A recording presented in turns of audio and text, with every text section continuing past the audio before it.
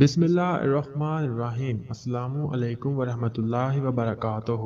ہمارے چینل سے آپ کو جماعت احمدیہ کی دنیا بھر میں ترقیاتی منصوبوں کی اہم ترین خبریں مہیا کی جاتی ہیں۔ چینل کو سبسکرائب لازمی کر لیں۔ ناظرین، جماعت احمدیہ کینیڈا کی شمالی امریکہ میں سب سے بڑی مسجد بیت الاسلام کے 30 سال مکمل ہونے پر ایک خصوصی تقریب شکرانہ منعقد ہوئی۔ یاد رہے کہ 30 سال قبل 16 اکتوبر 1992 کو حضرت خلیفۃ المسیح الرابع نے اس مسجد کا جمعۃ المبارک کی نماز کی ادائیگی کے ساتھ باقاعدہ افتتاح فرمایا تھا۔ ان 30 سالوں کے دوران ہزارہ غیر جماعت مسلم و غیر مسلم مہمانان گرامی اس مسجد کا وزٹ کر چکے ہیں، جن میں کینیڈا کے مختلف سرکردہ افراد بشمول وزیر اعظم کینیڈا اور پریمیئر اونٹاریو وغیرہ بھی شامل ہیں۔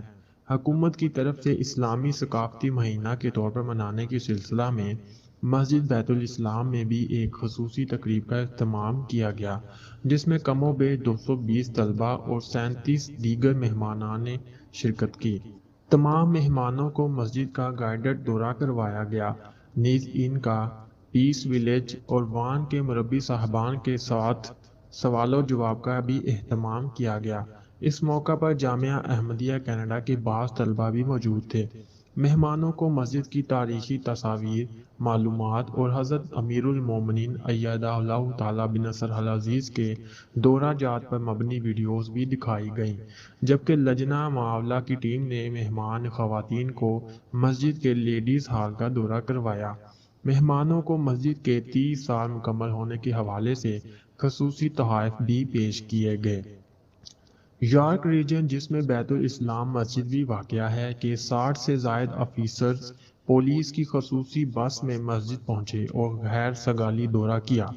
مربی صاحب پیس ولیج اور دیگر عہدیداران نے پولیس افسران کو مسجد کا خصوصی دورہ کرایا۔ دورہ کے اختتام پر پولیس افسران نے کافی دلچسپی کا اظہار کیا اور جماعت احمدیہ سے متعلق مختلف سوالات پوچھے، جن کے انہیں تسلی بخش جوابات دیے گئے۔ آخر میں مہمانوں کی ریفریشمنٹ سے توازہ کی گئی۔